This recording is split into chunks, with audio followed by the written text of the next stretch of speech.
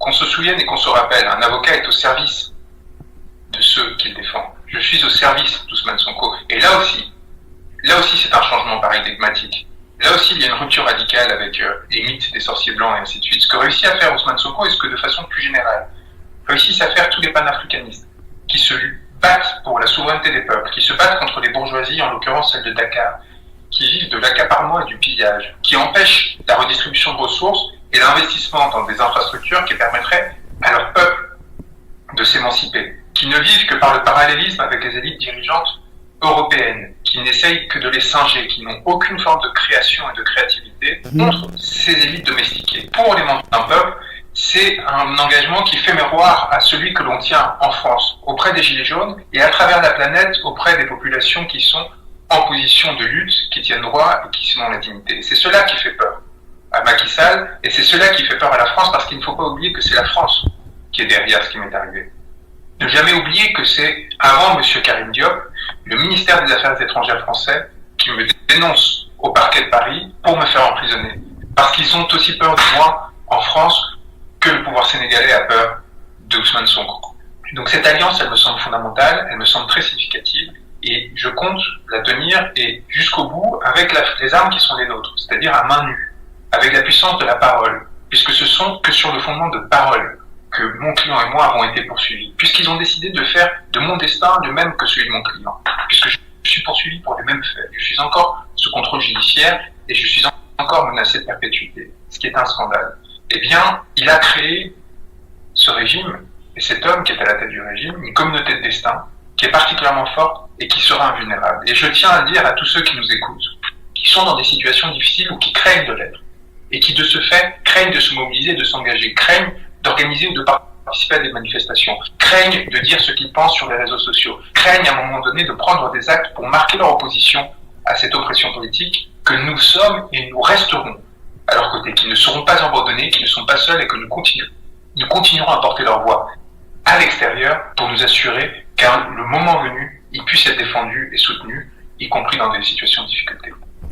Pour parler justement de votre client Ousmane Sonko, il observe pendant 22 jours une grève de la faim et que son état de santé est très préoccupant, mais il n'y a aucune réaction.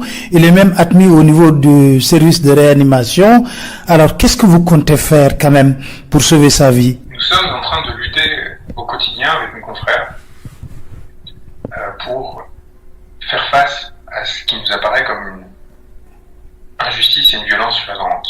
Je me suis déplacé à Genève peu après mon arrestation pour rencontrer les membres du Haut Commissariat aux droits de l'homme et nous avons saisi un certain nombre de groupes de travail afin qu'ils puissent se prononcer le plus rapidement possible sur cette situation.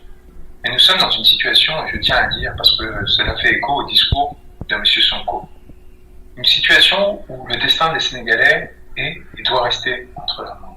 Nous pouvons amplifier cette lutte, mais si je suis venu à vous, si je suis venu à Ousmane Sonko, c'est parce que j'avais entendu cette lutte et que cette lutte était portée par des corps et des esprits et des voix sénégalaises. Et c'est en admiration et en respect à cet esprit de sacrifice, à cet engagement, à cet espoir qui s'est élevé de Saint-Louis à Ziguinchor que je me suis rendu au Sénégal et que j'ai pris ces risques-là pour leur rendre hommage. Les institutions internationales, vous le savez, font partie d'un système que l'on considère parfois comme néocolonial, mais qui en tout cas est principalement au service des dominants. Le travail que nous avons fait par exemple pour saisir la Cour pénale internationale, les 700 éléments de preuve que nous avons transmis sur les plus de 4500 que nous avions recueillis, les 170 pages où nous détaillons ligne à ligne les responsabilités ainsi que la nature des crimes qui ont été commis depuis mars 2021. Cette communication qui a fait si peur au pouvoir, de sorte que le mandat d'arrêt international qui a été mis contre moi l'a été dans la foulée immédiate de sa présentation à la CPI.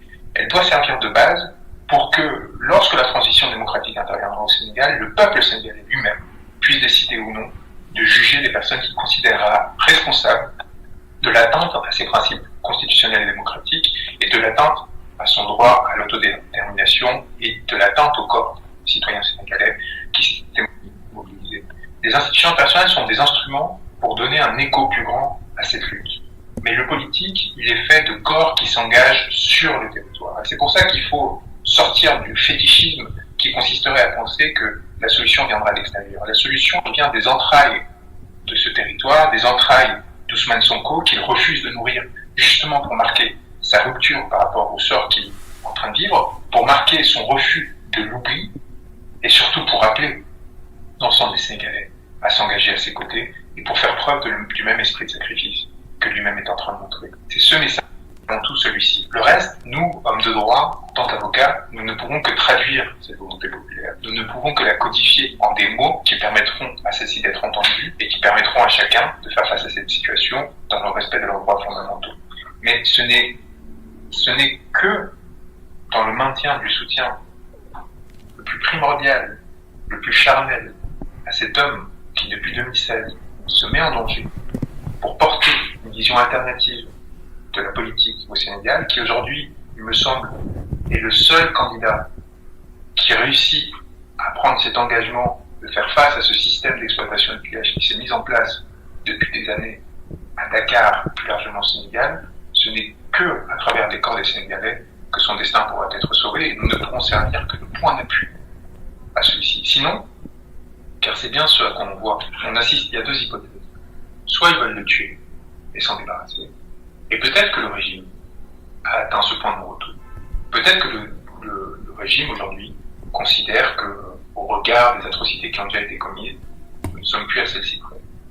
Ou peut-être, pire encore, qu'ils essayent d'utiliser le droit, la capacité à le mettre en détention, à le faire traverser ces horreurs qui l'amènent aujourd'hui à être en réanimation, pour faire pression sur lui, pour lui faire chantage, pour le faire revenir à la raison, entre guillemets. C'est-à-dire l'amener à faire un compromis avec les classes dirigeantes de Dakar, l'amener à faire un compromis avec les classes dominantes en France, aux États-Unis, de sorte que le partage des richesses sénégalaises, qui s'est toujours mis en place entre une classe dominante privilégiée, de la corniche de Dakar jusqu'au Washington et Paris, et souvent d'ailleurs avec des propriétés qui sont utilisées avec l'argent public sénégalais dans le territoire français, bien que cette alliance, vous voyez, perdure, et que M. Sonko ne menace pas ses intérêts, que M. Sonko ne menace pas les accords qui ont été faits sur les ressources naturelles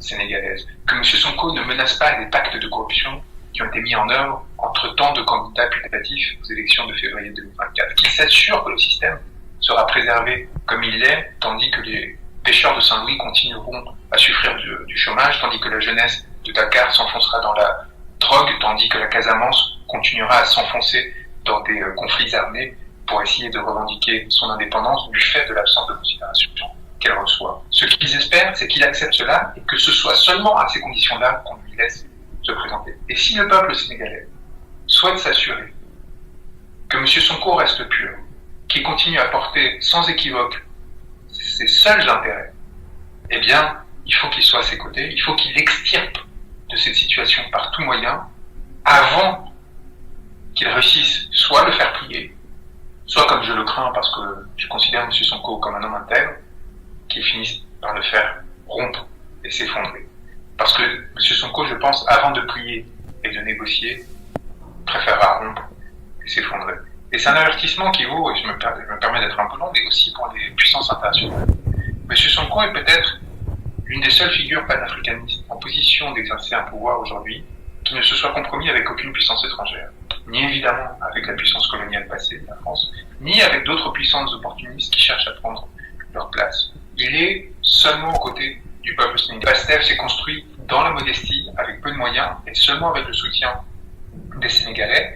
Et je trouve que les autorités sénégalaises, mais aussi les instances internationales, jouent un jeu dangereux, parce que, en le mettant dans cette position de marginalité, ils créent la tentation d'accords et d'alliances avec des puissances qu'ils voudraient éteindre. Et j'espère qu'ils entendront cet avertissement et l'erreur funeste qu'ils sont en train de commettre. Alors, aujourd'hui, nous avons également vu que vous avez déposé un dossier au niveau de la CPI. Quel est l'état d'avancement de ce dossier?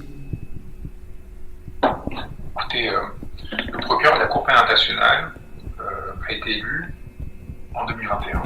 Et quelques mois après les 13 premiers morts de mars 2021, s'est rendu à Dakar pour sa première visite auprès d'un chef d'État, auprès de Macky Sall, et a posé en boubou aux côtés de Macky Sall, sans dire un mot sur ces morts. Il s'agit lié au capital qu'a accumulé le Sénégal pendant des décennies auprès des instances internationales et des élites occidentales, qui le considéraient comme le bon élève de la démocratie. Vous voyez, en grande partie parce qu'il y avait une forme de stabilité qui permettait d'assurer la préservation d'un certain nombre d'intérêts et aussi des expatriations confortables. C'est pour ça qu'il y a tant d'organisations internationales qui sont sises à Dakar ou qui ont des bureaux à Dakar. Donc peut-être que s'appuyant sur cette longue histoire qui a fait que le Sénégal a été par exemple le premier pays à ratifier le statut de Rome, Karim Khan, le procureur d'ACPI, n'a pas pris conscience du tournant qu'était en train de prendre le Sénégal. Il s'agirait aujourd'hui d'une erreur qui ne serait pas pardonnable cette fois, si, alors qu'on lui a transmis l'ensemble des éléments qui permettent de déterminer qu'il n'y a plus rien de démocratique aujourd'hui au Sénégal, que dès le moment que vous êtes dans un régime politique où vous avez jusqu'à 1600 à 1800 prisonniers politiques qui vivent dans des conditions inhumaines du fait de l'expression d'opinion, il n'est pas possible de considérer que ce système est démocratique. Dès le moment que vous avez des avocats, des journalistes qui sont arrêtés, détenus, intimidés, menacés, il n'est plus possible que vous êtes en démocratie. Lorsque vous avez, comme je l'ai vu à Ropos, des corps qui sont marqués par la torture, qui ont des traces de balles, alors qu'il s'agit d'élus, de personnes qui sont engagées pour simplement la vérité des intérêts de leur peuple, il n'est plus possible de considérer que vous êtes en démocratie. Lorsque, comme je le vois, des personnes que je ne connais même pas sont arrêtées parce qu'ils auraient aidé à mon séjour à Dakar, qui était parfaitement légal et légitime, parce qu'ils auraient rencontré un avocat dans l'exercice de ses fonctions, parce que le régime s'est senti humilié, qui cherche à le faire payer par impuissance à ses propres ressortissants, parce qu'il était incapable de le faire payer à un avocat étranger. On ne peut pas considérer qu'un système qui fonctionne sur le fait du prince de cette façon est une démocratie. Enfin, quand il y a des personnes qui commencent à prendre la route de l'exil, non seulement à cause des conditions économiques, mais aussi du fait des menaces à leurs droits fondamentaux, du fait de leur engagement, qu'il s'agit d'une démocratie. Et dans ces circonstances-là, alors que nous avons établi l'existence de crimes contre l'humanité commis dans le cadre d'une attaque généralisée et systématique contre une population civile, il serait une faute impardonnable pour la Cour pénale internationale, qui a déjà fait montre par le passé d'une complaisance particulière envers le système international en ce qu'il a de plus discriminant à l'encontre des peuples africains, qui a montré une complaisance particulière envers des régimes qui sont pour le moins peu amis des droits humains. Eh bien, si elle continue sur ce chemin avec le Sénégal aujourd'hui, si en somme elle trahissait et elle plantait un couteau dans le dos du peuple sénégalais, eh bien, une faute morale fondamentale serait commise. Nous avons fait notre travail, nous avons recensé de façon détaillée, nous avons rendu public des informations qui permettaient de démontrer l'existence de ces crimes contre l'humanité, qui ont tant gêné qu'elles ont amené non seulement à l'édition de ce mandat international par les autorités sénégalaises, mais à une dénonciation du Quai d'Orsay, parce que nous révélions la vérité d'information, c'est-à-dire l'implication d'agents français dans la répression de ces manifestations. Ces éléments, et en particulier celui-là, l'identité du coopérant technique auprès du ministre de l'Intérieur, Antoine Félix Diome, français, avait été au préalable révélé par un militant et journaliste, Hannibal Djim, qui est aujourd'hui au seuil de la mort, que j'ai rencontré à Rebeuss, qui a le mérite d'avoir trouvé cette information, dont il a été confirmé qu'elle était vraie par le Quai d'Orsay, puisque le Quai d'Orsay m'a dénoncé parce qu'il considérait qu'en révélant cette information à nouveau, je mettais en danger la vie de ce coopérant technique. Ce signalement d'ailleurs a fait l'objet d'un classement sans suite par le parquet de Paris. Eh bien cet homme, aujourd'hui Hannibal Djim, et je veux que son nom soit retenu aux côtés de tous ceux qui aujourd'hui sont engagés et qui souffrent dans leur chair de cet engagement, est entre la vie et la mort. Parce que le régime sénégalais, avec l'appui de la France, a décidé de l'écraser. La France doit prendre conscience de l'importance de la bascule qui a cours au Sénégal aujourd'hui, de la détestation qu'aura le peuple sénégalais à son encontre si elle continue sur ce chemin, et des risques très importants de déstabilisation de l'ensemble de la sous-région, qui continuera. La France a l'opportunité encore de montrer qu'elle se place du côté des peuples plutôt que des oligarchies. Mais c'est sa dernière fenêtre. Car si elle laisse mourir ces individus, si elle laisse mourir Ousmane Sonko, si elle laisse cette élection en février 2024 se tenir sans le candidat favori du peuple sénégalais, eh bien elle aura montré de façon irrémédiable qu'elle est contre les peuples et qu'en conséquence elle mérite la détestation qui est croissante s'abat sur ces délits. En tant que Français, je m'inscris en faux et en lutte féroce contre cette politique-là, et j'espère qu'à travers notre action, nous permettons de renouer un peu